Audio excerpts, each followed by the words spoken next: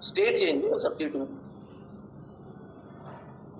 State तो कहां change हो रही है? 4 में। देखो 1 में भी स्टेट चेंज नहीं हुई, 2 में भी स्टेट चेंज नहीं हुई, 3 में भी स्टेट कहां जाके चेंज हुई? 4 में जाके चेंज हुई। इसलिए आप अगर स्टेट चेंज कर रहे हो तो आंखें बंद करके 4। मुंबई और पुणे में स्टेट सेम थी, इसीलिए अभी तक 3 तक देख लो कहीं पर भी एमओए चेंज, लेकिन अब 4 में एमओए भी चेंज होएगा। इसका प्रोसीजर थोड़ा सा ज्यादा बड़ा है कंपैरेटिवली, डिफिकल्ट है कंपैरेटिवली। और माने आप समझो स्टेट जब हम चेंज करते हैं ना तो बहुत सारी कह सकते हैं रिक्वायरमेंट्स और फॉर्मेलिटीज है वो हमने इसमें डाली है। आइए एक बार जरा देखते हैं क्या है। सर 3rd वाले में केवल महाराष्ट्र और तमिलनाडु स्टेट ही आएंगे बस। हाँ, क्योंकि इन्हीं 2 स्टेट्स में ही 2 आरओसी हैं। और तो ये क्योंकि वो कह रहा है ना स्टेट सेम है, आरओसी की जुरिस्डिक्शन सिर्फ चेंज हो रही है, स्टेट सेम है।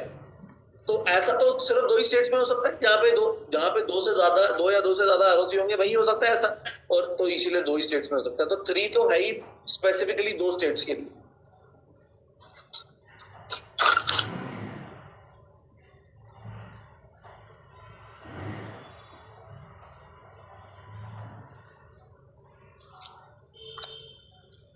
अच्छा याद है मैंने आपको 7 स्टेट्स लिखवाई थी, असम, मेघालय, त्रिपुरा, मणिपुर, है ना? ऐसे 7 स्टेट्स लिखवाई थी। उन 7 स्टेट्स का तो अगर आप एक असम से मेघालय जाओ तो 4, आंखें बंद करके 4। अब क्योंकि स्टेट चेंज हो रही है तो स्टेट चेंज होने में यही लगेगा। आरओसी सेम है से कंफ्यूज नहीं होना। पेपर में क्वेश्चन आया था कि एक कंपनी जिसका रजिस्टर्ड ऑफिस दिल्ली में है उसका आरओसी दिल्ली हरियाणा में है, उसने अपना रजिस्टर्ड ऑफिस गुड़गांव खोल लिया।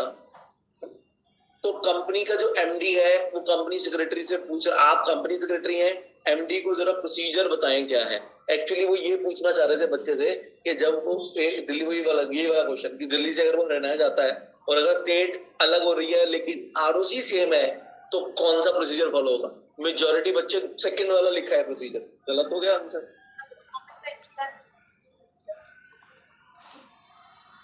मेजॉरिटी बच्चों ने सेकंड लिख दिया, सेकंड वाला।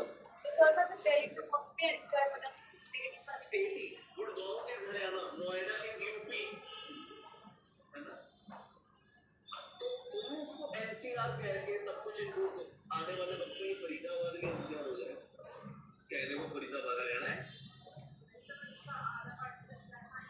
आई चुका है, अब पूरा ही हो जाएगा। ये फरीदाबाद हो गया, ये आपका आप ये भी आ जाएगा आपका ये कुंडली ये सब सोनीपत ये सब है। इसके पर्पस के लिए आपने इसको अलग माना क्योंकि वो स्टेट चेंज होगी। आगे बढ़े।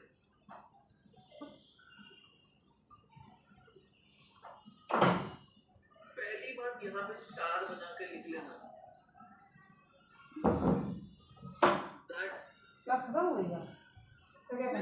तो आए यार खेलने लगे पबजी। ऑल्टरेशन ऑफ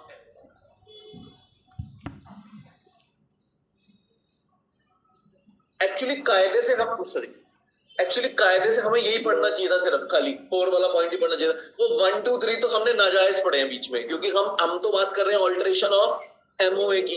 तो जो जिस 3 में एमओए ऑल्टर हुआ ही नहीं वो तो खामखा जबरदस्ती पढ़ा दिया आपको, पर चलो कोई बात। अब 4 ये हमारा असली तो मामला ये था 4th वाला। चलो हमने बोला इसमें पहली बात एमओए को की चेंजेस होती हैं। और अच्छा याद रखना इसके अंदर आपको स्पेशल रेजोल्यूशन पास करना पड़ेगा, special resolution plus confirmed by central government। बेटा SR plus that SR should be confirmed by central government, और स्टार बनाकर यहाँ पे लिख लेना सेंट्रल गवर्नमेंट ने जो अपनी पावर है बेटा वो ना रीजनल डायरेक्टर को डेलीगेट कर दी, रीजनल डायरेक्टर को। माने ओरिजिनल पावर किसकी है बच्चा? नहीं नहीं, हाँ ओरिजिनल पावर तो सेंट्रल गवर्नमेंट, सेंट्रल गवर्नमेंट का मतलब है एमसीए, सेंट्रल गवर्नमेंट का मतलब। लेकिन एमसीए ने इसको किसको डेलीगेट कर दिया? आरडी को। तू देख यार, हम हमारे बस तक, तू देख तेरा माइंड।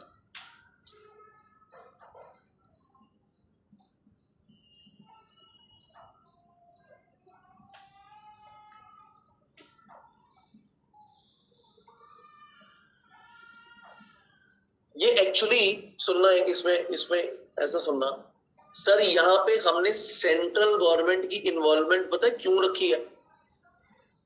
क्योंकि इस वाले में तो आरडीज भी इन्वॉल्व हो सकते हैं। नहीं समझ भाई, अगर मेरी कंपनी मान लो नॉर्थ में थी पहले, नॉर्थ इंडिया में, और वो साउथ इंडिया में चली जाए, तो मेरा आरओसी भी बदल गया, मेरा आरडी भी बदल गया। इसीलिए सेंट्रल गवर्नमेंट, ओरिजिनल पावर तो किसके पास है? सेंट्रल गवर्नमेंट के पास है। क्योंकि यहाँ पे कौन आ जाएगा बीच में? कई बार ऐसा हो सकता है कि अगर आप बहुत दूर चले जाओ तो 2 आरडी भी इन्वॉल्व हो जाए। यूजुअली ऐसा होता नहीं कि company all the way north से उठ के साउथ चली जाए, लेकिन allowed companies act as such मना भी नहीं करता। टेक्निकली ऐसा होता नहीं है, प्रैक्टिकली ऐसा होता नहीं है कि आप एक दिन आपने सोचा कि आप नॉर्थ में बिजनेस करोगे, अगले दिन मुंह उठा के साउथ चले गए। हाँ, एक ब्रांच खोलनी हुई एक अलग चीज है, ब्रांच ऑफिस खोल लेना एक अलग चीज है, लेकिन अपना रजिस्टर्ड ऑफिस ही शिफ्ट कर लेना उठा के, वो थोड़ा सा एक, लेकिन एज सच मनाही भी नहीं है। मतलब ये भी नहीं है कि कोई मना है कि अगर मेरा मान लो दिल्ली में ऑफिस है और मैं फिर मुंबई नहीं जा सकता, नहीं जा सकता हूँ। ब्रांच का भी तो एड्रेस या स्टेट वगैरह होता है, वो मेंशन होता है एमओए? नहीं, ब्रांच ऑफिसेस के बारे में एमओए में कहीं पे भी नहीं होता। इसकी डिटेल आपको एमसीए की वेबसाइट पे भी नहीं मिलेगी। आपको सिर्फ एमसीए को अपना रजिस्टर्ड ऑफिस बताना। देखो क्या क्या होता है कंपनी के ना, कई सारे ऑफिस होते हैं। जैसे एक होता है रजिस्टर्ड ऑफिस, फिर एक होता है कॉर्पोरेट ऑफिस, फिर एक होता है ब्रांच ऑफिस, फिर एक होता है लेजन ऑफिस, फिर एक होता है, मैंने ऐसे करते करते करते करते आप, there are number of different types of offices. Registered office का मतलब वो ऑफिस है जो आपके रिकॉर्ड्स पे चढ़ा हुआ है, वो रजिस्टर्ड ऑफिस है। वो हो सकता है एमडी का घर हो। कॉर्पोरेट ऑफिस वो है जहां पे आपकी कंपनी का सारा सेक्रेटरियल काम होता है, वो कॉर्पोरेट ऑफिस है। फिर ब्रांच ऑफिस एक ऐसा ऑफिस है जो आपका एक, मतलब हो सकता है आपने दिल्ली में पहले काम शुरू किया, बढ़ते बढ़ते बढ़ते बढ़ते आप किसी और, तो आपने वहां पे भी एक ब्रांच खोल ली था ताकि लोगों को उठ के दिल्ली ना आना पड़े, वहां के लोगों के कन्वीनियंस के लिए आपने एक ब्रांच ऑफिस वहां भी खोल दिया।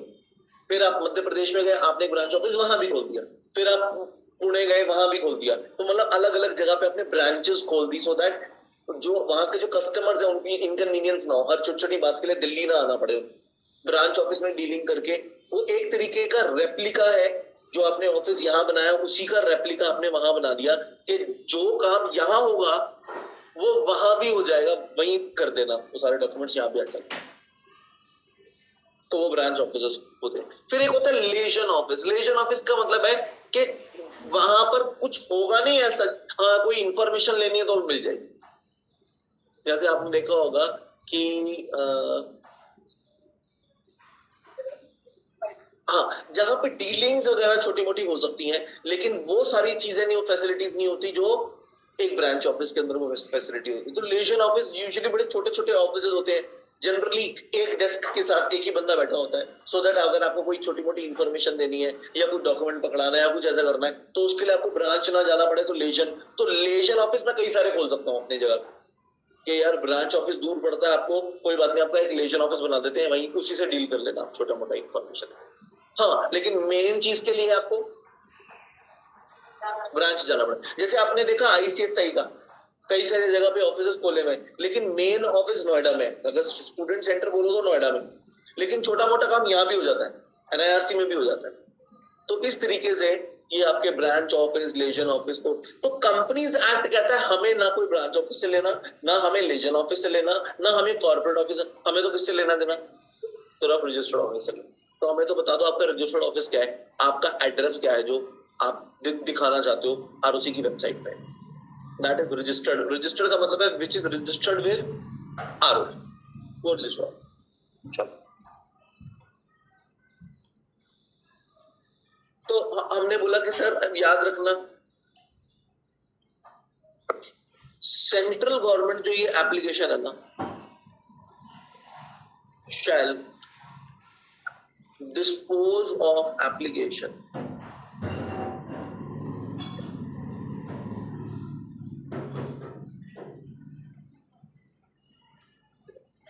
With in 60 days. कितने टाइम में बेटा? 3 days.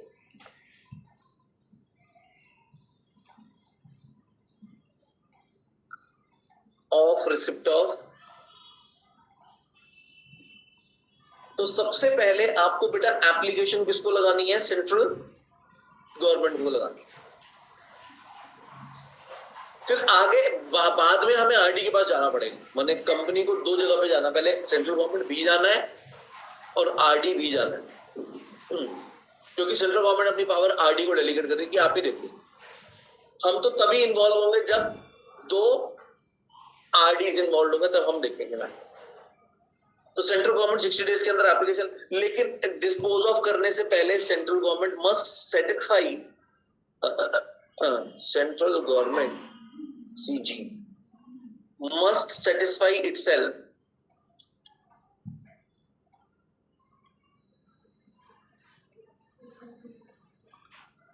that consent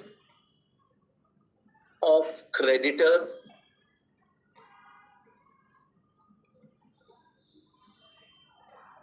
debenture holders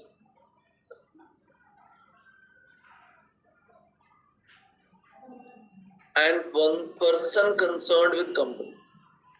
person concerned with company का मतलब है यहाँ पे employees।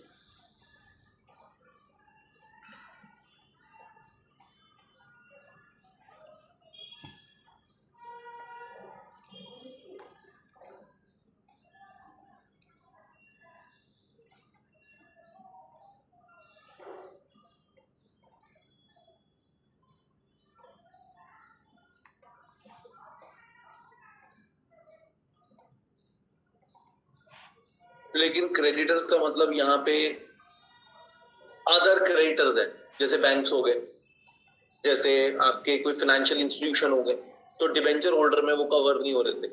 हाँ, क्रेडिटर में सारे कवर हो रहे थे, डिबेंचर होल्डर्स भी कवर। तो क्रेडिटर एक वाइडर टर्म है जिसमें सब कुछ कवर हो रहा है, लेकिन हमने अलग से फिर भी लिख दिया। अब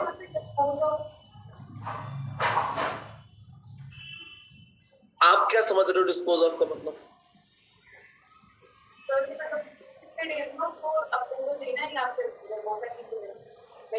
डिस्पोज का यहाँ पे मतलब हमने ना, हमें एक्चुअली क्या लगता है डिस्पोज का मतलब होता है किसी चीज को फेंक देना, मतलब वेस्ट कर देना। डिस्पोज का ऐसे मतलब समझा हुआ है। डिस्पोज ऑफ का ये मतलब नहीं होता। डिस्पोज ऑफ का मतलब है उसका वो करो जो करना चाहिए। डिस्पोज ऑफ का मतलब जो करना चाहिए वो कर दो। हमने कहा कि the application has been disposed of, तो डिस्पोज ऑफ का मतलब खारिज करना नहीं। यहाँ डिस्पोज ऑफ का मतलब है एप्लीकेशन का वो कर दिया जो भी करना था वो उसका कर, मैंने जो भी उसका एक्शन लेना था वो ले लिया। कितने टाइम में? 60 डेज के अंदर। This is what dispose of. ठीक है। अच्छा, यहां पर ना हमने बोला कि सर आपको उनके लिए एडिक्वेट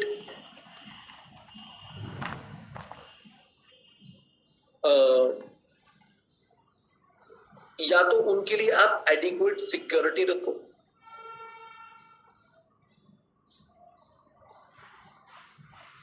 या उनको रीपे करो।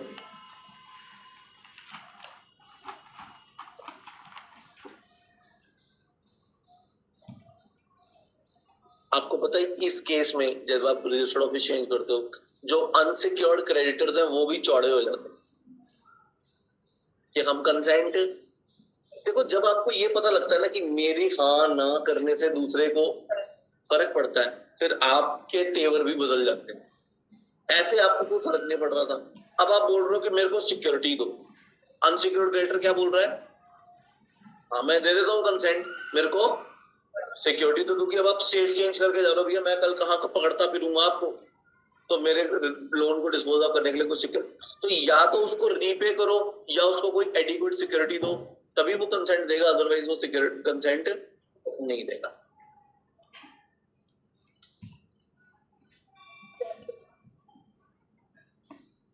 मैं क्या करूं?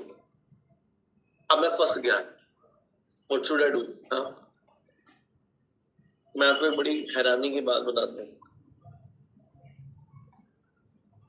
मेरे एक फ्रेंड ने अपना मेरे एक फ्रेंड ने घर परचेज किया, सारी उसकी रजिस्ट्रेशन और सब कुछ करवा लिया।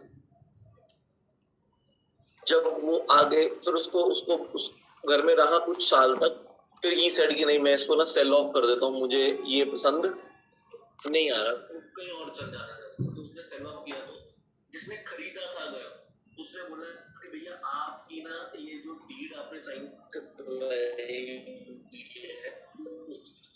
जैसे अंदर ये देखो, ये एक वो है, एक एरर है, टाइपोग्राफिकल एरर है।